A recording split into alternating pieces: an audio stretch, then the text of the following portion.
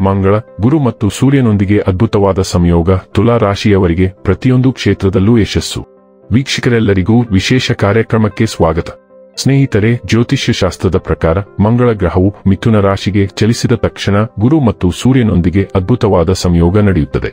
ಅಂತಹ ಪರಿಸ್ಥಿತಿಯಲ್ಲಿ ಈ ರಾಶಿಯವರು ಪ್ರತಿಯೊಂದು ಕ್ಷೇತ್ರದಲ್ಲೂ ಯಶಸ್ಸನ್ನು ಸಾಧಿಸಬಹುದು.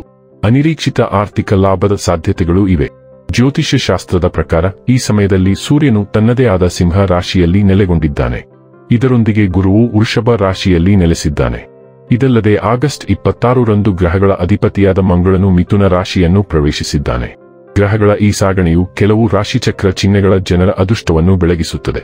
ಆಗಸ್ಟ್ 26 ಮತ್ತು ಸೆಪ್ಟೆಂಬರ್ 15ರ ನಡುವೆ ಗುರು, ಸೂರ್ಯ ಮತ್ತು ಮಂಗಳ ಸಂಯೋಜನೆಯು ರೂಪುಗೊಳ್ಳಲಿದೆ. ಇದರಿಂದಾಗಿ ಕೆಲವು ರಾಶಿಚಕ್ರ ಚಿಹ್ನೆಗಳ ಜನರು ವಿಶೇಷ ಪ್ರಯೋಜನಗಳನ್ನು ಪಡೆಯಬಹುದು. ಮತ್ತೊಂದೆಡೆ ಮಂಗಳವು ಮೃಗಶಿರ ನಕ್ಷತ್ರಪುಂಜದಲ್ಲಿ ನೆಲೆಗೊಂಡಿದೆ. ಇದರೊಂದಿಗೆ ಗುರು ಕೂಡ ಈ ರಾಶಿಯಲ್ಲಿ ನೆಲೆಸಿದ್ದಾನೆ. ಈ ಸಂದರ್ಭದಲ್ಲಿ ಈ ಸಂಯೋಗವು ಹಲವು ಪಟ್ಟು ಹೆಚ್ಚು ಶಕ್ತಿಶಾಲಿಯಾಗಿದೆ. ಮಂಗಳ, ಶುಕ್ರ ಮತ್ತು ಸೂರ್ಯ ಉತ್ತಮ ಸ್ನೇಹಿತರು. ಎಂದಿನಂತೆ ನಮ್ಮ ವಿನಂತಿ ಎಂದರೆ, ನೀವಿನ್ನೂ ನಮ್ಮ ಚಾನೆಲ್ ಅನ್ನು ಸಬ್ಸ್ಕ್ರೈಬ್ ಮಾಡಿಲ್ಲವೆಂದರೆ ದಯವಿಟ್ಟು ಈಗಲೇ ನಮ್ಮ ಚಾನೆಲ್ ಅನ್ನು ಸಬ್ಸ್ಕ್ರೈಬ್ ಮಾಡಿ. ಹಾಗೆ ನಿರಂತರ ವಿಡಿಯೋ ಅಪ್ಡೇಟ್ಸ್ಗಳಿಗಾಗಿ ತಪ್ಪದೇ ಪಕ್ಕದ ಬೆಲ್ ಐಕಾನ್ ಬಟನ್ ಕೂಡ ಕ್ಲಿಕ್ ಮಾಡಿ. ವಂಶ ಪಾರಂಪರ್ಯ ಜ್ಯೋತಿಷ್ಯರು ನಂಬರ್ 1 ವಶೀಕರಣ ಸ್ಪೆಷಲಿಸ್ಟ್. ವೃತ್ತಿ, ಉದ್ಯೋಗ, ಮದುವೆ, ಹಣಕಾಸಿನ ಸಮಸ್ಯೆ, ವ್ಯಾಪಾರ, ಆರೋಗ್ಯ ಸಮಸ್ಯೆಗಳಿಗೆ ಫೋನಿನ ಮೂಲಕ ಪರಿಹಾರ. ಇಂದೇ ಕರೆ ಮಾಡಿ. ಸ್ನೇಹಿತರೆ, ತುಲಾ ರಾಶಿಯ ಜನರಿಗೆ ಮಂಗಳವು ಅದೃಷ್ಟದ ಮನೆಯಲ್ಲಿ, ಗುರು 8ನೇ ಮನೆಯಲ್ಲಿ ಮತ್ತು ಸೂರ್ಯನು ಲಾಭದ ಮನೆಯಲ್ಲಿದ್ದಾರೆ. ಅಂತಹ ಪರಿಸ್ಥಿತಿಯಲ್ಲಿ ಈ ರಾಶಿಚಕ್ರ ಚಿಹ್ನೆಯ ಜನರು ಅಪಾರ ಪ್ರಯೋಜನಗಳನ್ನು ಪಡೆಯಲಿದ್ದಾರೆ. ಮೃಗಶಿರ ನಕ್ಷತ್ರದಲ್ಲಿ ಮಂಗಳ ಮತ್ತು ಗುರು ಸ್ಥಿತರಿದ್ದಾರೆ. 6ನೇ ಮನೆಯ ಅಧಿಪತಿಯಾಗಿದ್ದು ಗುರು 8ನೇ ಮನೆಯಲ್ಲಿದ್ದು ನಂತರ ವಿಪರೀತ ರಾಜಯೋಗವು ರೂಪುಗೊಳ್ಳುತ್ತಿದೆ. ಅಂತಹ ಪರಿಸ್ಥಿತಿಯಲ್ಲಿ ಈ ರಾಶಿಚಕ್ರ ಚಿಹ್ನೆಯ ಜನರು ಪ್ರತಿಯೊಂದು ಕ್ಷೇತ್ರದಲ್ಲೂ ಯಶಸ್ಸನ್ನು ಸಾಧಿಸಬಹುದು. ಈ ರಾಶಿಚಕ್ರದ 5ನೇ ಮನೆಯಲ್ಲಿ ಶನಿ ಸ್ಥಿತನಿದ್ದಾನೆ. ದಾಂಪತ್ಯದಲ್ಲಿ ಬರುವ ಎಲ್ಲಾ ಅಡೆತಡೆಗಳು ನಿವಾರಣೆಯಾಗುತ್ತವೆ. ಅಂತಹ ಪರಿಸ್ಥಿತಿಯಲ್ಲಿ ಅವಿವಾಹಿತರು ಮದುವೆಯ ಪ್ರಸ್ತಾಪವನ್ನು ಪಡೆಯಬಹುದು. ವೈವಾಹಿಕ ಜೀವನದಲ್ಲಿ ನಡೆಯುತ್ತಿರುವ ಸಮಸ್ಯೆಗಳು ಈಗ ಕೊನೆಗೊಳ್ಳಬಹುದು. ವ್ಯವಹಾರದಲ್ಲಿನ ನಿರಂತರ ಅಡೆತಡೆಗಳು ಕೊನೆಗೊಳ್ಳುತ್ತವೆ ಮತ್ತು ಅದು ಈಗ ವೇಗವಾಗಿ ಲಾಭವನ್ನು ಗಳಿಸಬಹುದು. ಆರ್ಥಿಕ ಸ್ಥಿತಿಯು ಬಲವಾಗಿರುತ್ತದೆ. ಹೊಸ ಆದಾಯದ ಮೂಲಗಳು ತೆರೆದುಕೊಳ್ಳುತ್ತವೆ. ಇದರೊಂದಿಗೆ ನೀವು ಸಂಪತ್ತನ್ನು ಸಂಗ್ರಹಿಸುವಲ್ಲಿ ಯಶಸ್ವಿಯಾಗುತ್ತೀರಿ. ಸೂರ್ಯನ ಅನುಗ್ರಹದಿಂದ ಸಮಾಜದಲ್ಲಿ ನಿಮ್ಮ ಗೌರವ ಹೆಚ್ಚಾಗುತ್ತದೆ. ಇದರೊಂದಿಗೆ ನೀವು ಅನೇಕ ರೀತಿಯ ದೋಷಗಳಿಂದ ಮುಕ್ತಿ ಪಡೆಯಬಹುದು.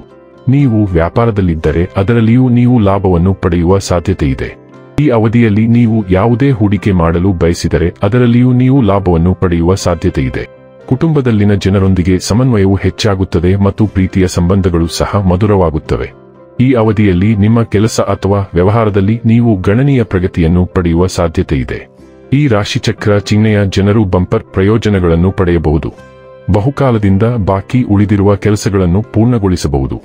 ಇದರೊಂದಿಗೆ ನೀವು ವಾಹನಗಳು ಮತ್ತು ಆಸ್ತಿಯನ್ನು ಖರೀದಿಸಬಹುದು. ದೈಹಿಕ ಮತ್ತು ಮಾನಸಿಕ ಒತ್ತಡದಿಂದ ಮುಕ್ತಿ ಪಡೆಯಬಹುದು. ಉದ್ಯೋಗಸ್ಥರು ಸಹ ಸಾಕಷ್ಟು ಪ್ರಯೋಜನಗಳನ್ನು ಪಡೆಯಬಹುದು. ನಿಮ್ಮ ಕೆಲಸವನ್ನು ಬದಲಾಯಿಸಲು ನೀವು ಯೋಚಿಸುತ್ತಿದ್ದರೆ ಈ ಅವಧಿಯಲ್ಲಿ ನೀವು ಅದನ್ನು ಮಾಡಬಹುದು. ಇದರಿಂದ ನೀವು ಲಾಭ ಪಡೆಯಬಹುದು. ಕುಟುಂಬದೊಂದಿಗೆ ಉತ್ತಮ ಸಮಯವನ್ನು ಕಳೆಯುವಿರಿ. ನಿಮ್ಮ ಸ್ವಭಾವವು ಉತ್ತಮವಾಗಿರುತ್ತದೆ. ಇದರೊಂದಿಗೆ ನೀವು ಆಧ್ಯಾತ್ಮಿಕತೆಯ ಕಡೆಗೆ ಹೆಚ್ಚು ಒಲವು ತೋರುತ್ತೀರಿ. ಹಠಾತ್ ಆರ್ಥಿಕ ಲಾಭದ ಸಾಧ್ಯತೆಗಳು ಇವೆ. ಕುಟುಂಬದೊಂದಿಗೆ ಉತ್ತಮ ಸಮಯವನ್ನು ಕಳೆಯುವಿರಿ.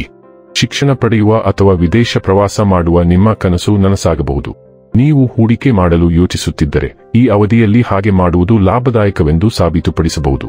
ನೀವು ಮೊದಲು ಮಾಡಿದ ಹೂಡಿಕೆಯ ಮೇಲೆ ಉತ್ತಮ ಲಾಭವನ್ನು ಪಡೆಯಬಹುದು. ವ್ಯವಹಾರದ ಬಗ್ಗೆ ಮಾತನಾಡುತ್ತಾ ನೀವು ಹೊಸ ಯೋಜನೆಯನ್ನು ಪಡೆಯಬಹುದು. ಸಮಾಜದಲ್ಲಿ ಗೌರವ ಹೆಚ್ಚಾಗುತ್ತದೆ. ನೀವು ದೀರ್ಘಕಾಲದವರೆಗೆ ಅಂಟಿಕೊಂಡಿರುವ ಹಣವನ್ನು ಇದ್ದಕ್ಕಿದ್ದಂತೆ ಪಡೆಯಬಹುದು.